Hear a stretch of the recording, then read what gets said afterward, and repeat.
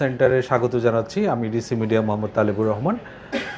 আমাদের ঢাকা মেট্রোপলিটন পুলিশের সমসাময়িক কিছু বিষয় নিয়ে আপনাদেরকে ব্রিফ করার জন্য আজকে আপনাদের সামনে আমি উপস্থিত হয়েছি। আপনারা জানেন, জননিরাপত্তা বিধান ও আইনশৃঙ্খলা পরিস্থিতি স্থিতিশীল রাখতে ঢাকা মহানগর পুলিশ তাদের নিয়মিত যে কার্যক্রম সেটা পরিচালনা করে যাচ্ছে। এরই অংশ হিসাবে ইতিমধ্যে ঢাকা মহানগরীতে চেকপোস্ট এবং টহল কার্যক্রম বৃদ্ধি করা হয়েছে।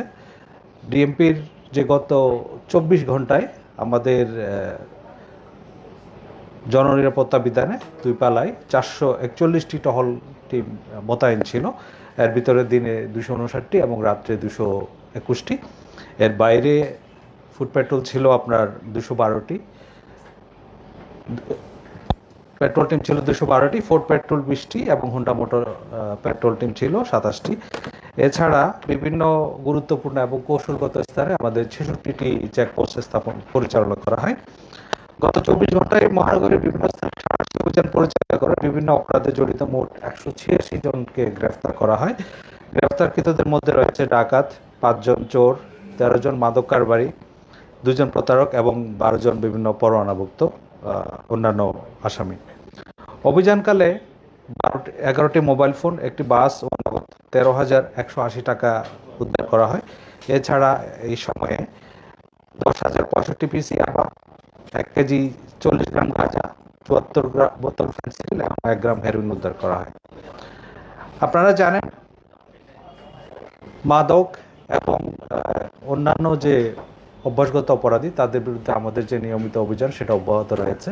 থানা পুলিশের পাশাপাশি ঢাকা মহানগর গোয়েন্দা পুলিশ এক্ষেত্রে তাদের যে নিয়মিত অভিযান সেটা অব্যাহত রেখেছে এবং অনেকটা জোরদার করা হয়েছে। তার প্রেক্ষিতে গতকাল ডিবি ওয়ারির একটা টিম 123টি চোরাই মোবাইল সহ এই চক্রের 5 জন সদস্যকে গ্রেফতার করে। এবং আপনারা জানেন, মোহাম্মদপুর এলাকায় কবজি কাটা আনোয়ার নামে একটা গ্রুপ রয়েছে। তারা বিভিন্ন অপরাধের সাথে সরাসরি জড়িত এবং এই অপরাধের যারা সদস্য তারা জনমনে আতঙ্ক সৃষ্টি করা থেকে আরম্ভ করে নানা সময় বিভিন্ন অপরাধ কার্যক্রমের সাথে জড়িত। সেই কবজি কাটা আনোয়ার গ্রুপের 2 জন সদস্যকে তারা গ্রেফতার করেছে তেজগাঁ গোয়েন্দা বিভাগের একটা টিম।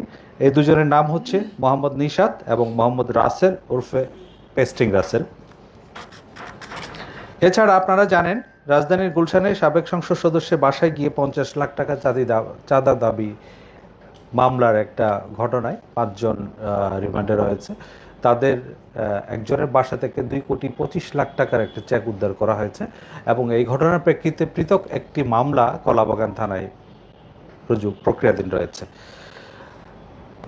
গত 6 মাসে আপনারা যে আমাদের যে অপরাধ সূচক সেগুলো যদি আমরা পর্যালোচনা করি, জানুয়ারি 2025 থেকে জুন 2025 পর্যন্ত এই সময়ে ঢাকা মহানগরের 50টা থানায় 33টি ডাকাতি, 248টি ছিনতাই, 121টি খুন এবং 1,068টি চুরির মামলা রেকর্ড করা হয়। এই হিসাবে যদি আমরা চিন্তা করি, গড়ে ঢাকা মহানগরীতে 20টির মতো খুনের ঘটনা সংঘটিত হয় প্রতি মাসে এবং এই সংখ্যা ডাকাতির ক্ষেত্রে গড়ে 5টির মতো ঘটনা সংঘটিত হয়।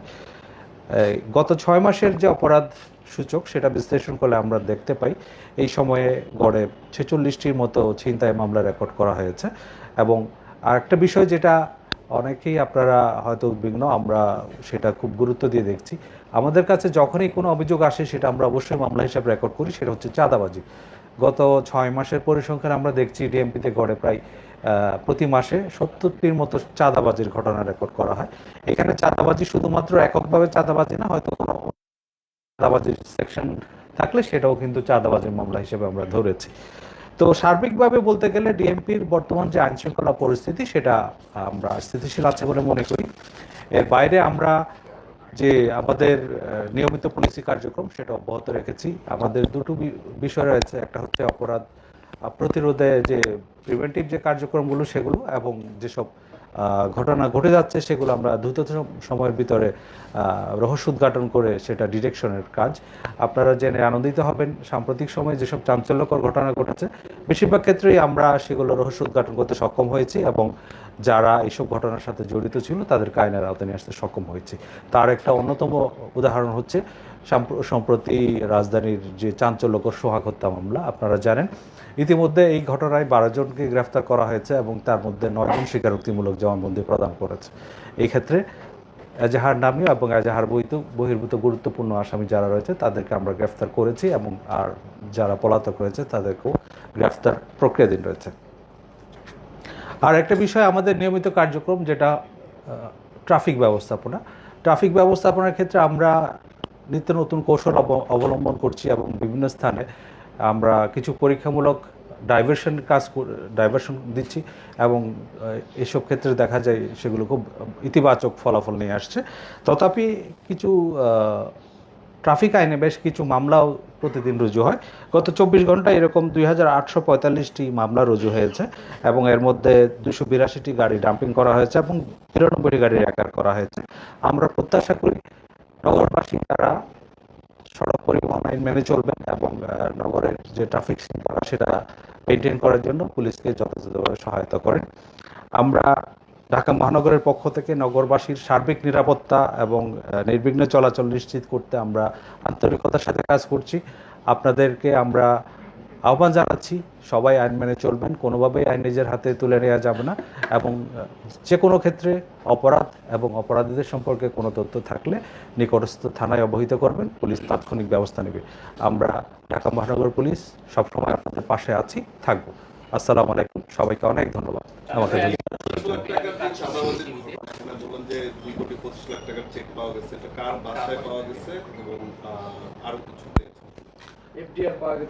এটা আমরা তদন্তাধীন রয়েছে। একটা চেকের এখানে বিষয় আসছে 2,25,00,000 টাকার। এটা এই মামলায় যে গ্রেফতারকৃত রিয়াদ নামে একজন।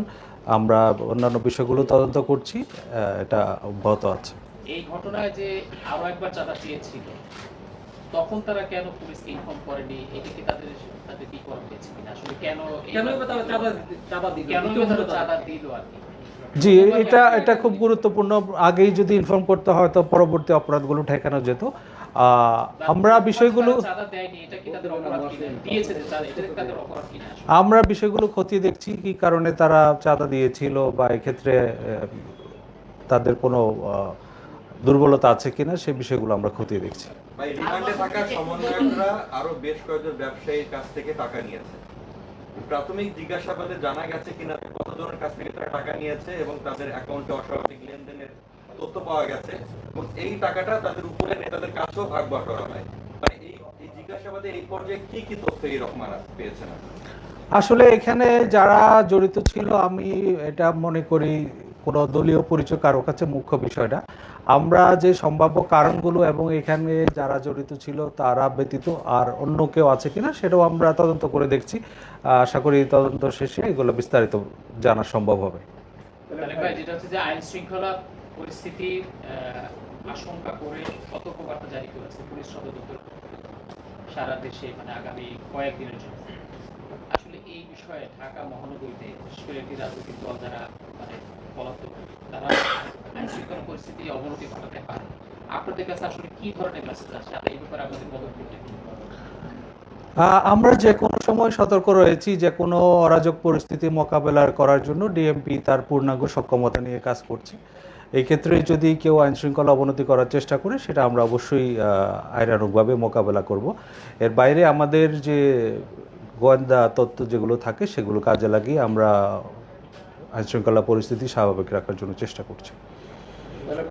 এই যে সন্ধ্যার পরে বিশেষ করে রাজধানী যে থানাগুলো আছে এই থানাগুলোতে সমন্বয়ের পরিচয় দেন দরবার এবং চাঁদাবাজি নানা ধরনের ইয়ার জন্য প্রেশার ক্রিয়েট করা হয় থানার ওসিদেরকে। থানার ওসিরা ঠিকমতো কাজ করতে পারছেন না, থানায় হয়ে গেছে এখন আড্ডাখানা। বিশেষ করে এনসিপি বলেন, বিএনপি বলেন, জামাত বলেন, সন্ধ্যার পরে তাদের থানায় হচ্ছে আড্ডাখানা চলছে। এই ধরনের প্রচুর অভিযোগ আছে। এই বিষয়ে আপনাদের আসলে থানায় তো আড্ডার বিষয় না বা তো সালিশ করার বিষয় না। আমরা কয়েকটি ভিডিও দেখছি এবং কয়েকটি ঘটনা দেখছি, থানায় সালিশ করতেছে এনসিপি, থানায় সালিশ করতেছে বিএনপি, থানায় সালিশ করতেছে হলো জামাত। তাহলে এই বিষয়গুলো কেন আইন শৃঙ্খলা বাহিনী নিয়ন্ত্রণ করতে পারছে না বা আগের মতো কেন অ্যাকশনে দিতে পারছেন না? মানে দুর্বলতাটা কোথায়? থানায় আসলে এরকম সালিশ করার কোনো অবকাশ নাই। যদি কোনো মামলার বাদী অথবা বিবাদী তারা নিজেদের মধ্যে আপোষ মীমাংসা করে, সেক্ষেত্রে তারা নিজেদের মতো করে করতে পারে। তবে এই ক্ষেত্রে আপনি যেটা বললেন দেন দরবার বা তদবির, এইগুলা থানায় বসে কোনো নাম দিয়ে করার কোনো অবকাশ নেই। এই ক্ষেত্রে কোনো সুস্পষ্ট অভিযোগ পেলে আমরা অবশ্যই প্রয়োজনীয় ব্যবস্থা গ্রহণ করব। পুলিশ আগের মতো অ্যাকশনে কেন যেতে পারছে না? আমরা দেখছি যে গত বছরের তুলনা বা এর আগের বছর তুলনা আমরা দেখছি যে একেবারে মোহাম্মদপুর ছিনতাইকারীদের অভয়ারণ্য হয়ে উঠছে, এরেস্ট হচ্ছে, পুলিশ কাজ কিন্তু তারপরে দমানো যাচ্ছে না। পুরো রাজধানীটাই আপনার চাঁদাবাজি আর ছিনতাইয়ের প্রতিদিনই ঘটনা ঘটছে। তাহলে পুলিশ কেন অ্যাকশনে যেতে পারছে না আগের মতো? আমার আপনার প্রশ্নের একটা পার্ট আমি বলি। পুলিশ কিন্তু যথেষ্ট সক্রিয় রয়েছে মাঠে, এবং ঢাকা মহানগর পুলিশ যথাযথভাবে কাজ করছে দেখে কিন্তু অপরাধের মাত্রাটা অনেকটাই স্থিতিশীল রয়েছে, এবং যেসব ঘটনা ঘটছে খুব অল্প সময়ের ব্যবধানে সেই ঘটনায় জড়িতদের আমরা আইনের আওতায় নিয়ে আসতে পারছি। এর বাইরে কিছু অপরাধ যে হচ্ছে না তা না, আমরা চেষ্টা করছি অপরাধের মাত্রাটাকে অবশ্যই সীমিত রাখার এবং এটা একটা সহনীয় মাত্রার মধ্যে রাখার জন্য। আর পুলিশের উপর যে দায়িত্বগুলো রয়েছে আমরা সব সঠিকভাবে পালন করছি। এছাড়া আমাদের সদস্যদের নিয়মিত প্রশিক্ষণ প্রদানের মাধ্যমে সামনে যে জাতীয় নির্বাচন সেটার জন্য প্রস্তুতি আমরা নিচ্ছি। সার্বিকভাবে বলতে পারি আমরা আমাদের উপর যে অর্পিত দায়িত্ব সেটা পালন করছি, এবং আমাদের সদস্যরা যথেষ্ট দৃঢ় মনোবল নিয়ে তাদের উপর অর্পিত দায়িত্ব পালন করে যাচ্ছে।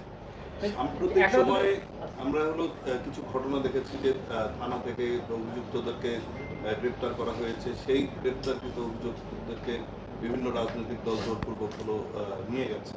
তো সেই ঘটনাগুলোর আসলে কি হবে, এবং এই ধরনের ঘটনা ভবিষ্যতেও আরো ঘটবে? এরকম চিহ্নিত কোনো অপরাধীকে থানা থেকে ছাড়িয়ে নেওয়ার কোনো সুযোগ নাই, এরকম কোনো ঘটনা ঘটেছে বলে আমার মনে হয় না। চিহ্নিত না, মানে এখন রাস্তাঘাটেও যদি অপরাধ হয় সেখান থেকেও তো একজন অপরাধী, তাই না? যে অপরাধ করবে সেই জন্য চিহ্নিত হওয়া প্রয়োজন, সেটা তো বিষয় না। কিন্তু যে ব্যক্তি চিহ্নিত বলতে আমি বলতে চেয়েছি কোনো মামলার এজাহারভুক্ত অথবা কোনো অভ্যাসগত অপরাধী এরকম ছাড়িয়ে নেওয়ার কোনো অবকাশ নেই। হ্যাঁ, আমি বুঝতে পেরেছি আপনি কি বলেছেন, কিন্তু একজন হলো মানুষ মামলা করেছে বা অভিযোগ দায়ের করেছে, সেই ব্যক্তিকে গ্রেফতার করা হয়েছে, এরকম ব্যক্তিকেও কিন্তু থানা থেকে জোরপূর্বক নিয়ে যাওয়া হয়েছে, যেটা আমরা হলো দেখেছি। তো এই বিষয়গুলো নিয়ে আপনারা কি ধরনের পদক্ষেপ নেবে আপনাদের, এবং ভবিষ্যতে এই ধরনের ঘটনার বিরুদ্ধে আপনাদের অবস্থানটা কি? এটা তো কোনো সুযোগ নেই। কোনো মামলার যে জাহারনামী আসামি অথবা কোনো চিহ্নিত অপরাধী যাদের নামে ওয়ারেন্ট রয়েছে, এরকম মামলার কোনো বা এরকম কোনো অপরাধীকে থানা থেকে ছাড়িয়ে নেওয়ার কোনো সুযোগ নেই। অবশ্যই সবকিছু আইনি প্রক্রিয়ার মধ্যে আসতে হবে। ধন্যবাদ। জি জি। মানে কি কারণে দিতে হলো আপনাদেরকে, মানে কোন পরিস্থিতির কারণে? এতদিন কি পুলিশ সতর্ক ছিল না? পুলিশ তো সবসময় সতর্ক থাকে। পুলিশের যে কাজ আমরা আগে বলেছি, আমাদের কিছু প্রিভেন্টিভ মেজার রয়েছে। এই প্রিভেন্টিভ মেজারগুলো আমাদের সতর্কতার অংশ হিসেবেই থাকে, যেন অপরাধ ঘটতে না পারে, যারা অপরাধী তারা সদর্পে বিচরণ করতে না পারে। সে বিষয়গুলো আমাদের নৈমিত্তিক কার্যক্রমের অংশ। এবং এর বাইরে যদি কখনো কোনো গোয়েন্দা তথ্য থাকে এরকম যে কোন একটা দল বা গোষ্ঠী দেশকে অস্থিতিশীল করার চেষ্টা করবে বা করতে পারে, সেই ক্ষেত্রে আমরা আগাম তথ্যের উপর ভিত্তি করে আমরা আমাদের যে পুলিশিং কার্যক্রমটা পরিচালনা করি এবং আমাদের অপারেশনাল যেটা পরিকল্পনা সেটা ঢেলে সাজাই।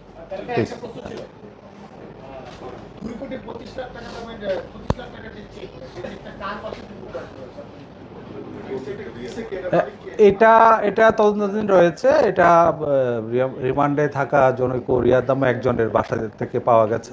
এটা নিয়ে আমরা বিস্তারিত কাজ করছি। হ্যাঁ,